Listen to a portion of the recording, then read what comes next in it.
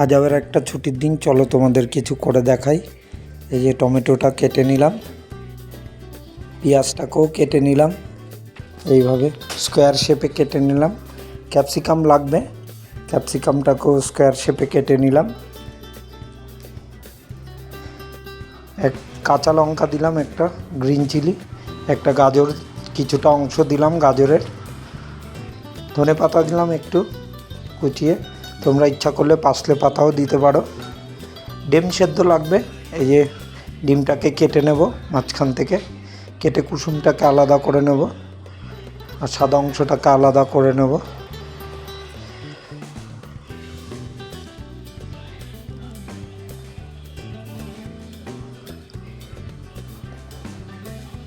এরপর সাদা অংশগুলোকে এরকম চপ করে নেব, স্কোয়ার শেপ দেখাবে। সাদা অংশগুলো পুরো চপ করে নেব, এইভাবে চপ করে এক জায়গায় জড়ো করে রাখবো। বাকি এবার করে নিলাম, এই ডিমের কুসুমগুলোকে একটু ম্যাশ করে নিলাম কাঁটা চামচ দিয়ে। পুরোটা ম্যাশ করবে না, কিছুটা দানা দানা মতো থাকবে, এইভাবে পুরো ডিমের কুসুমগুলোকে ম্যাশ করে নেবে। এই যে এরকম দানা দানাভাবে ম্যাশ করে নেবে ডিমের কুসুমগুলোকে। এই যে এরকম দানা দানা থাকবে, দেখো দেখিয়ে দিলাম তোমাদেরকে।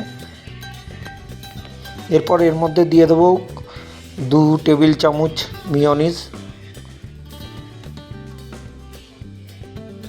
মিওনিজটা 2 টেবিল চামচ দিয়ে দেবো ডিমের কুসুমের সাথে।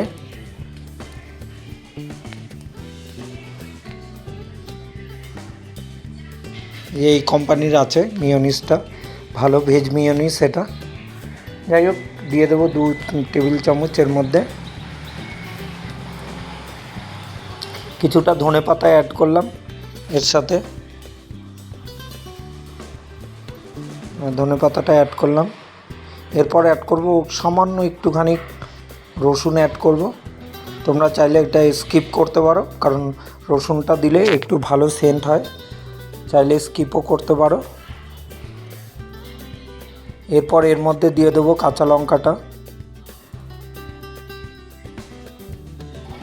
তারপর এর সাথে দিয়ে দেবো কিছুটা কিষানের টমেটো সস। তোমরা যে কোনো টমেটো সস 2 টেবিল চামচ টমেটো সস অ্যাড করবে এর সাথে, দেখো। এরপর এর মধ্যে দিয়ে দেবো কুচানো ডিমগুলো।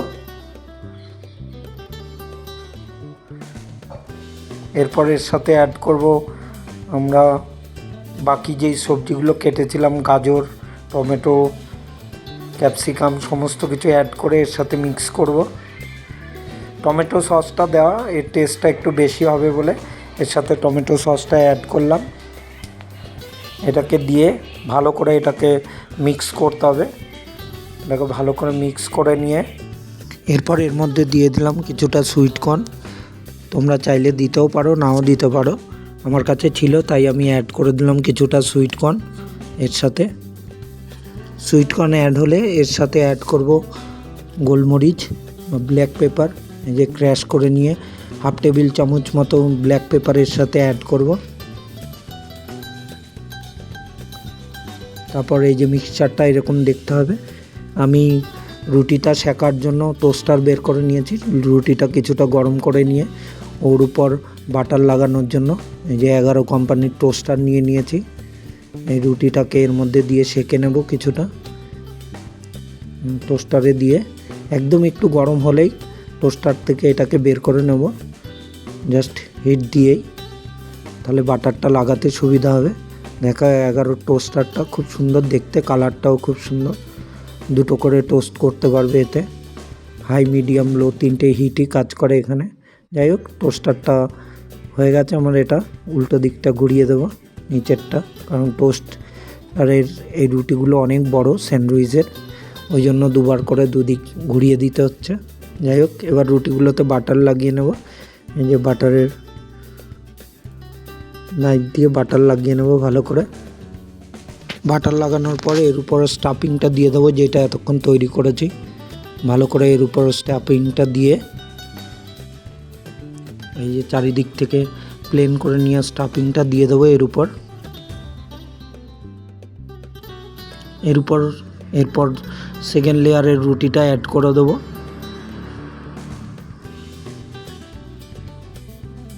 এই রুটিটাকে এইভাবে অ্যাড করে দেবো এর উপরে। তারপর উপরেও একটু বাটার লাগিয়ে দেবো, কারণ এটা প্যানে যাবে রুটিটা। একটু বাটার লাগিয়ে নেব। লাস্ট এই যে চাইলে তোমরা পুদিনা আর ধনেপাতার চাটনি আছে, এটা আমি একটা রুটির উপর ভালো করে ছড়িয়ে দিলাম। এটা দিতেও পারো। এটা আমার সেকেন্ড স্যান্ডউইচে, একটা বিনা চাটনিতে করেছি আর একটা এই পুদিনা আর ধনেপাতার পেস্ট লাগিয়ে করেছি। দুটো স্যান্ডউইচ হয়েছে। এই যে ফাইনাল লুক, এটা দেখতে পাচ্ছ। এর উপর একটা চিজ দিয়ে দেবো, আমুলের একটা চিজ দিয়ে দেবো এর উপরে।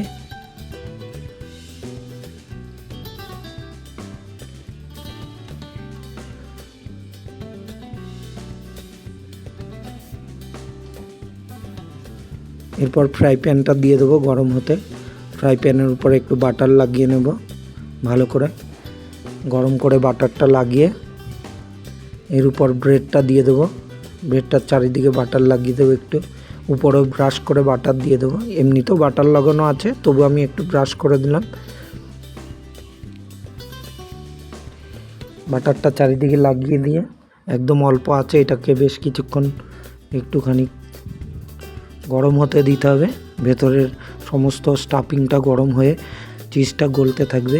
এই যে এর ফাইনাল লুক নেমে গেছে আমার। চলো কাটা যাক, এটাকে কেটে দেখা যাক কেমন হয়েছে ভেতরটা।